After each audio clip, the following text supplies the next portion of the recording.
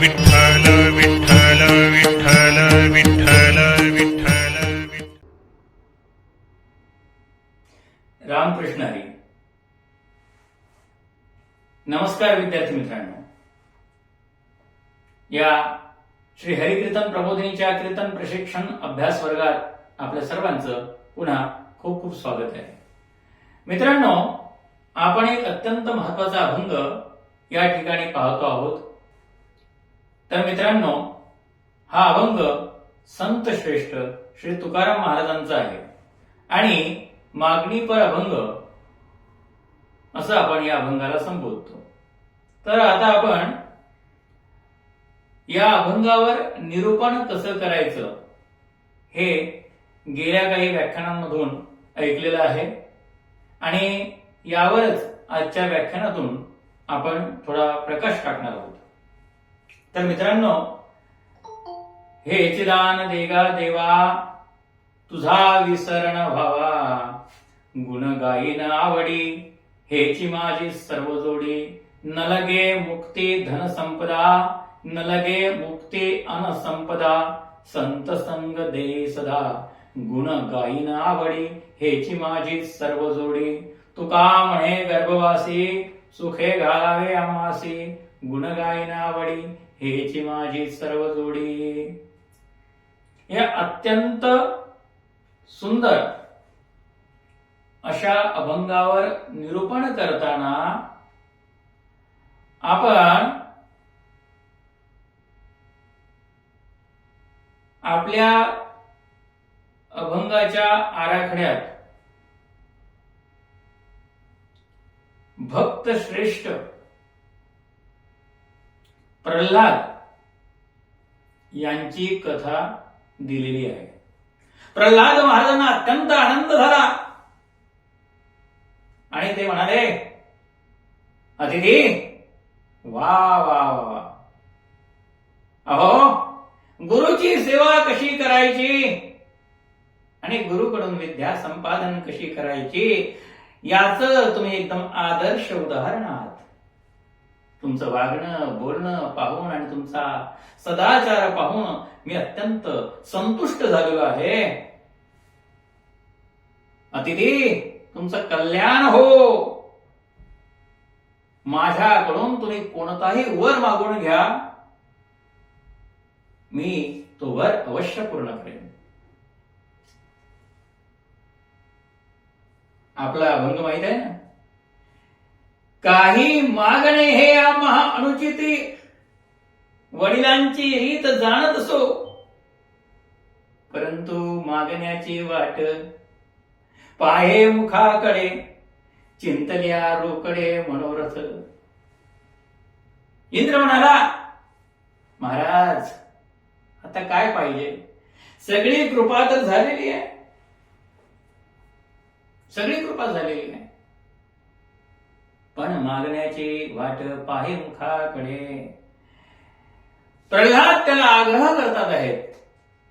अहो असं नाही,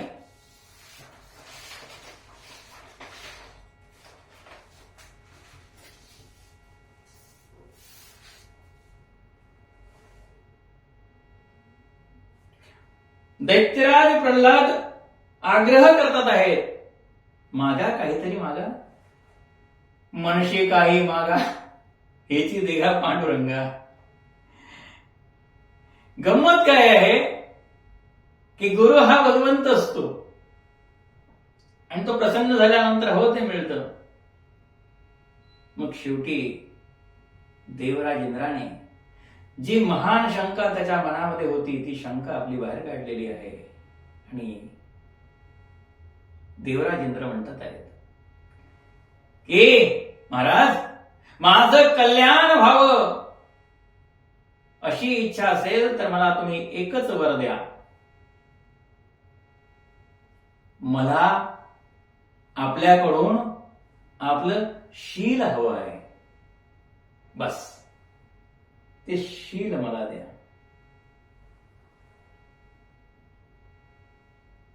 मोठी अडचण झाली बघा. पण प्रल्हाद कसा औदार्यपूर्ण लगेच तथास्तु म्हणून मोकळा झाला. या प्रल्हादाने जेव्हा तथास्तु म्हटलं तेव्हा त्याच्या शरीराला एक कंप सुटला, मनात दुःखाची भावना झाली, चिंता उत्पन्न झाली. त्याला समजेना असं आपल्याला काय होतंय. आणि एक झटका बसला आणि प्रल्हादाच्या शरीरातून एक धिप्पाड तेजस्वी मूर्ती बाहेर पडली. त्याबरोबर प्रल्हादाने विचारलं, हे महात्मा, आपण कोण आहात? त्या तेजस्वी मूर्तीने उत्तर दिलं, राजा, माझं नाव शील. तू माझा त्याग केला आहेस, त्यामुळे मी निघून जात आहे. आणि त्या धिप्पाड पुरुषाने इंद्राच्या शरीरामध्ये प्रवेश केला.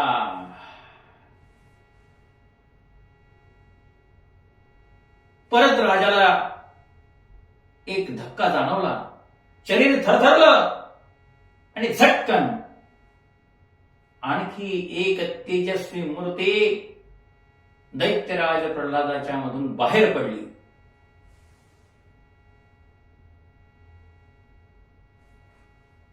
प्रल्हादाने हात जोडून विचारलं, हे महात्मा, आपण कोण आहात?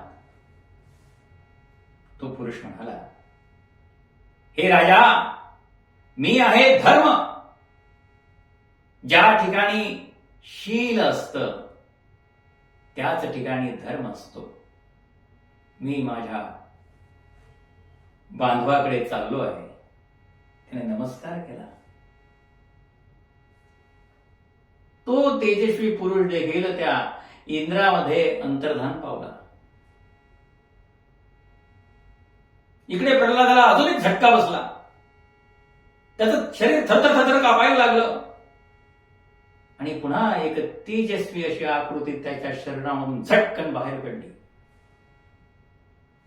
प्रल्हादाने जरा थकल्या आवाजात तोच प्रश्न विचारला, हे महात्मा, आपण कोण आहात? त्या तेजस्वी महापुरुषाने उत्तर दिलं, राजा, माझं नाव सत्य. मी धर्माचा अनुयायी आहे.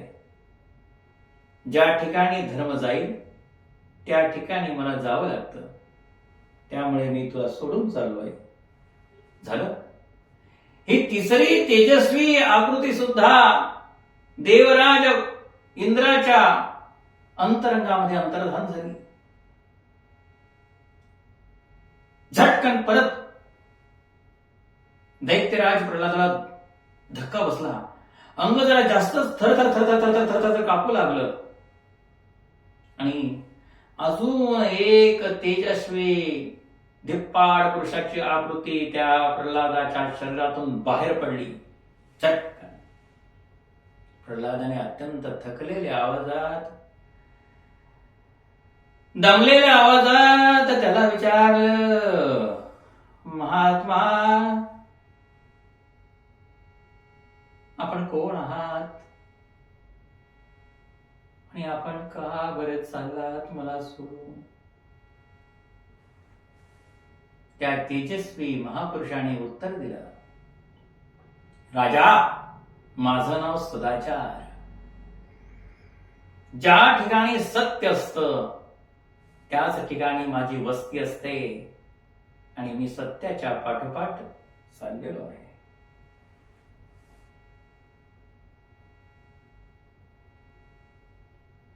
आणि त्याबरोबर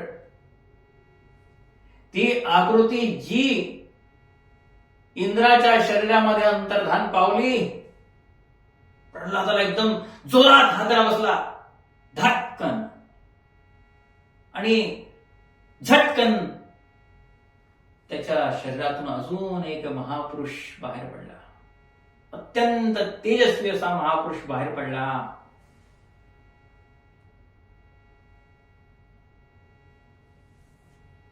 प्रल्हादाने हात जोडलं आणि विचारलं, हे महात्मा, आपण कोण आहात आणि मला सोडून का चालला आहात? तेव्हा ती तेजस्वी अशी धिप्पाड आकृती म्हणाली, माझं नाव बल. जिथे सत्य आणि सदाचार त्याच ठिकाणी बल असत. आणि तो इंद्राच्या शरीरामध्ये अंतर्धान पावला. आता प्रल्हादाच्या अंगामध्ये बल सुद्धा गेलं हो. शील गेलं, धर्म गेला, सत्य गेलं, सदाचार गेला आणि बल सुद्धा गेलं. निर्बल, दुर्बल असा झालेला तो प्रल्हाद खरोखर थकला. खांदे पाडून अंग पाडून असा तो बसलेला असताना त्याला अजून जोरात झटका बसला. यावेळी मात्र कोणताही महापुरुष त्याच्या अंगातून बाहेर पडला नाही. मित्रांनो, यावेळी त्याच्या अंगातून अत्यंत कांतिमय, एकदम सुवर्णासारखी तेजस्वी अशी एका तेजपुंज स्त्रीची आकृती बाहेर पडली. आता खरं सांगावं, प्रल्हादाच्या अंगामध्ये ना तोंड उघडून प्रश्न विचारण्या इतकंही सामर्थ्य, त्राण किंवा बल राहिलं नव्हतं. मोठ्या कष्टाने त्याने तोंड उघडण्याचा प्रयास केला, पण तोंडातून काही शब्द फुटले नाही हो. त्याची अवस्था त्या तेजपुंज अशा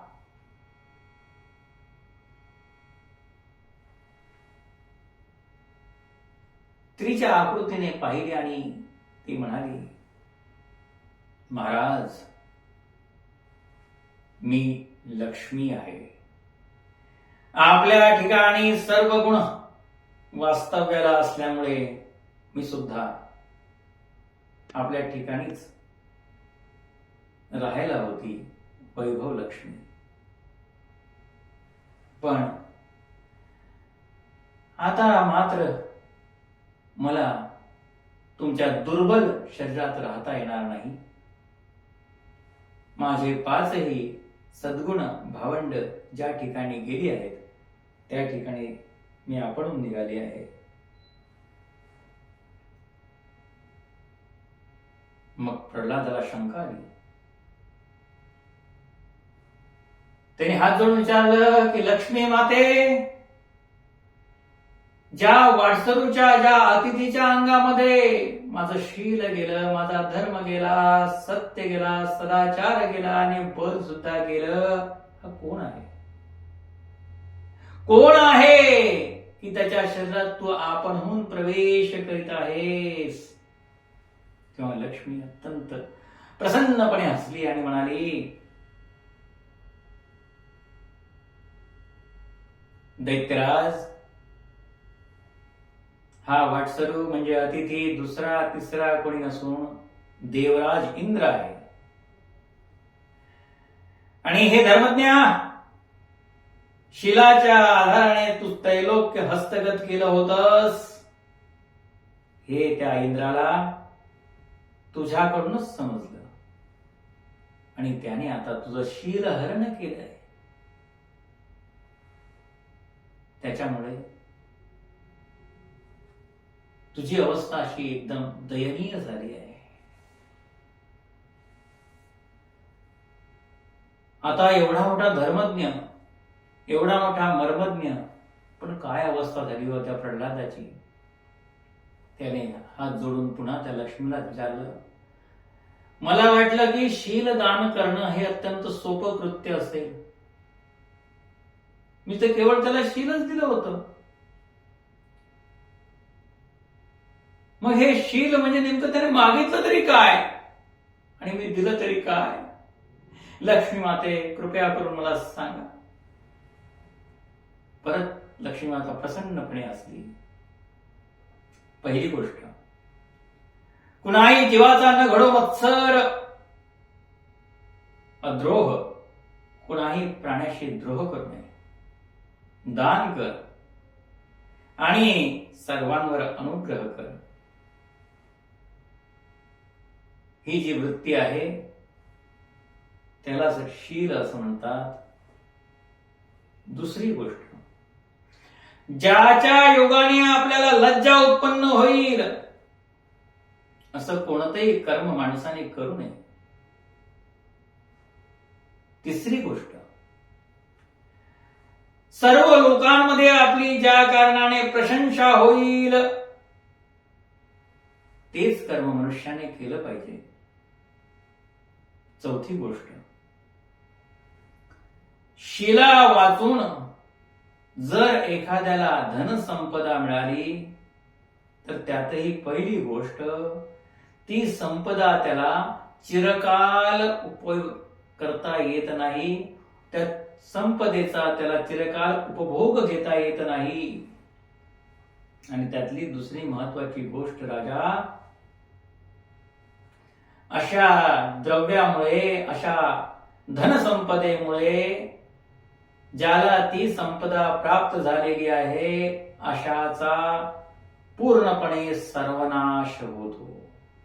लक्षात ठेव, शील हीच राजाची सर्वश्रेष्ठ संपदा आहे.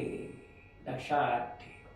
बस एवढं बोलून लक्ष्मी माता त्या इंद्राच्या शरीरामध्ये अंतर्धान पावली. मित्रांनो,